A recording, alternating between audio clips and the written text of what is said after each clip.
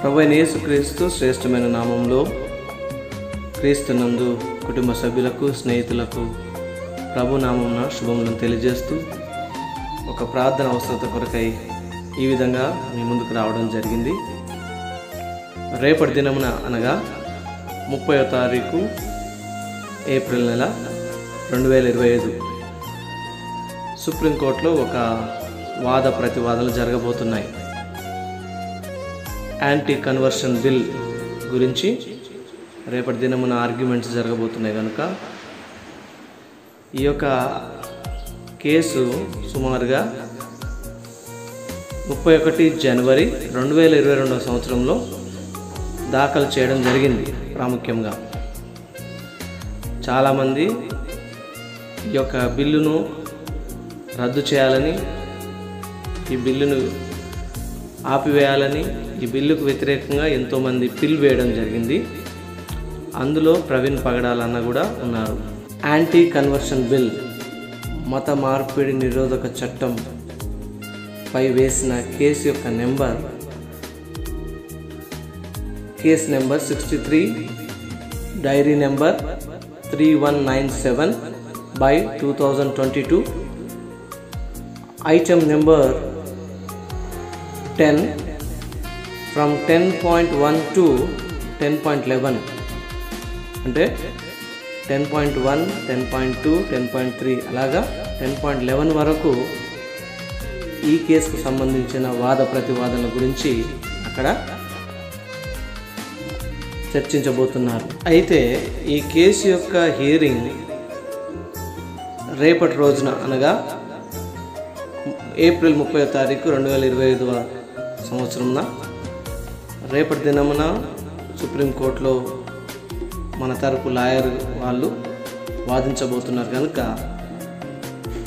ఈ యొక్క కేసు విషయమై మీ అనుదిన ప్రార్థనలో ప్రాముఖ్యంగా ఈ 2 రోజులు, ఈ దినము 29వ తారీఖు, రేపు 30, రేపు 12 గంటల వరకు, మధ్యాహ్నం 12 గంటల వరకు ఈ యొక్క వాద ప్రతివాదనలు జరగబోతున్నాయి కనుక ఈ దినము నుంచే ప్రార్థనలో జ్ఞాపకం చేసుకోవాల్సిందిగా మనవి చేస్తూ, ఉండగలిగితే ఉపవాస ప్రార్థనలో ఉండి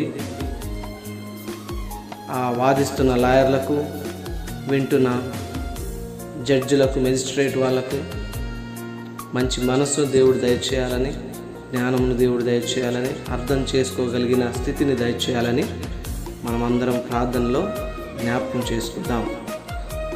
బైబిల్ గ్రంథంలో మనం గమనిస్తే ఆనాడు ఎస్తేరు కాలంలో కూడా యూదులను, దేవుని బిడ్డలను ఇబ్బంది పరచాలని చూసినప్పుడు ఎస్తేరు గారు మొర్దెకైతో చెప్తుంది, మీరు సమాజ మందిరంలో కూడుకొని ఉపవాస ప్రార్థన చేయండి, నేను రాజును సమీపించి రాజుకు విషయాలన్నీ నేను వివరిస్తాను, ఒకవేళ నేను చనిపోతానేమో లేదా బ్రతుకుతాను, ఏదేమైనా కానీ నేను వెళ్తాను, మీరైతే విశ్వాసంతో అత్యాసక్తితో సమాజ మందిరంలో కూడుకొని ఉపవాస ప్రార్థన చేయండి అని చెప్పి తను రాజు దగ్గరికి వెళ్తుంది.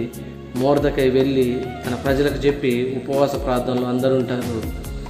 గొప్పగా రాజు మనస్సును దేవుడు మార్చి ఆ ఆజ్ఞను, దేవుని బిడ్డలను ఇబ్బంది పరిచే ఆజ్ఞ ఏదైతే ఉందో దానిని ఆయన రద్దు చేసినట్లుగా మనం గమనిస్తాం. అదే విధముగా ఈ కాలంలో ఈ పరిస్థితి కూడా అలానే ఉంది. ఈ యాంటీ కన్వర్షన్ బిల్ అంటే మత మార్పిడి నిరోధక చట్టం అనేది రద్దు చేయాలని, అది అమలు కాకూడదని భారతదేశము అన్ని మతాలకు, అన్ని కులాలకు భిన్నత్వంలో ఏకత్వంగా ఉండే దేశంగా పరిగణించబడాలని మనమందరం కోరుకుందాం. మనలను, మన భారతదేశాన్ని దేవుడు బహుగా దీవించి ఆశీర్వదించును గాక. ఆమేన్.